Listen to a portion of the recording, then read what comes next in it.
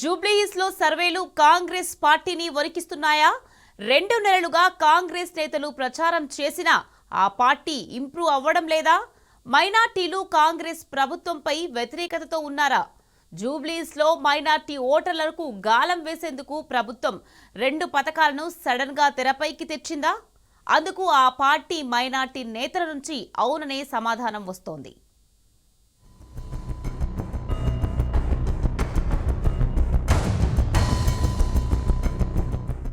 BRS MLA Maganti Gopinath అకాల మరణంతో జూబ్లీహిల్స్ లో ఉప ఎన్నిక అనివార్యమైంది. జూబ్లీహిల్స్ లో కాంగ్రెస్ జెండా ఎగరవేయాలని అధికార పార్టీ ఆరాటపడుతోంది. 2 నెలల నుంచి 3 మంత్రులు, 18 మంది కార్పొరేషన్ చైర్మన్లు జూబ్లీహిల్స్ నియోజకవర్గంలో విస్తృతంగా పర్యటిస్తున్నారు. కోట్ల రూపాయలు ఖర్చు చేసి అభివృద్ధి కార్యక్రమాలకు శంకుస్థాపనలు చేస్తున్నారు. అయినా కాంగ్రెస్ పార్టీ గ్రాఫ్ పెరగడం లేదట.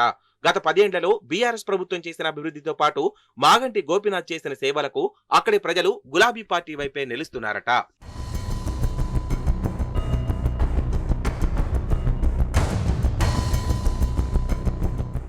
అనేక సర్వేలలో కారు పార్టీకే జూబ్లీహిల్స్ జనం జై కొడుతుండడం కాంగ్రెస్ పార్టీని ఆందోళనకు గురిచేస్తోందట. ఇటీవల కాంగ్రెస్ పార్టీకి సంబంధించిన వ్యక్తి నిర్వహించిన సర్వేలోనూ బీఆర్ఎస్ కు అనుకూలంగా రావడం హస్తం పార్టీ వర్గాలను కలవరానికి గురిచేసిందట. మంత్రులు, కార్పొరేషన్ చైర్మన్లు డివిజన్లలో పలు అభివృద్ధి కార్యక్రమాలతో పాటు మీటింగులు నిర్వహిస్తున్నప్పటికీ అక్కడ జనం నుంచి ఆశించిన స్థాయిలో స్పందన లభించడం లేదట. ముఖ్యంగా మైనారిటీ వర్గాల నుంచి కాంగ్రెస్ ప్రభుత్వంపై తీవ్ర వ్యతిరేకత వ్యక్తమవుతుందట. ఆ వర్గాల ప్రజలు మంత్రులు చేపట్టిన కార్యక్రమాలకు పెద్దగా రావడం లేదట.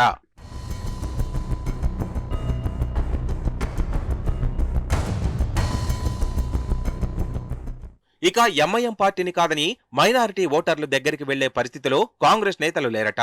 దీంతో మైనారిటీల ఓట్లు రాబట్టుకోవడం ఎలా అన్న దానిపై కాంగ్రెస్ నేతలు మల్లగుల్లాలు పడ్డారట.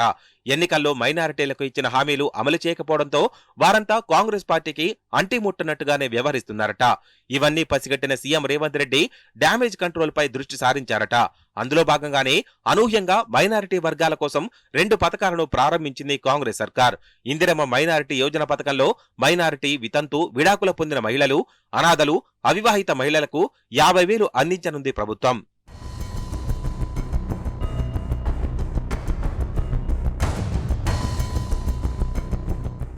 ఇక రేవంత్ అన్నక సహారా మస్కినోకెలియే పథకంతో దూదేకుల వర్గంలోనూ నిరుపేదలకు ₹1,00,000 గ్రాంట్ను అందించనుంది. ఇందుకోసం 30 కోట్ల నిధులను మంజూరు చేసింది ప్రభుత్వం. అయితే మైనారిటీలంతా బీఆర్ఎస్ కు అండగా నిలుస్తున్నారు. కేసీఆర్ ప్రవేశపెట్టిన షాదీ ముబారక్ పథకంతో బీఆర్ఎస్ పార్టీకి మైనారిటీలు దగ్గరయ్యారు. ఇవే కాకుండా అనేక సంక్షేమ కార్యక్రమాలు మైనారిటీ వర్గాలకు అందించింది గత ప్రభుత్వం. దీనికి తోడు హైదరాబాద్ లో బీఆర్ఎస్ ప్రభుత్వం చేసిన అభివృద్ధికి మైనారిటీలంతా మద్దతుగా నిలుస్తున్నారు. ఇవి తట్టుకోలేని సీఎం రేవంత్ రెడ్డి డ్యామేజ్ కంట్రోల్లో భాగంగానే మైనారిటీల కోసం సడన్ గా ఈ 2 పథకాలను తీసుకొచ్చిందన్న వాదన వినిపిస్తోంది.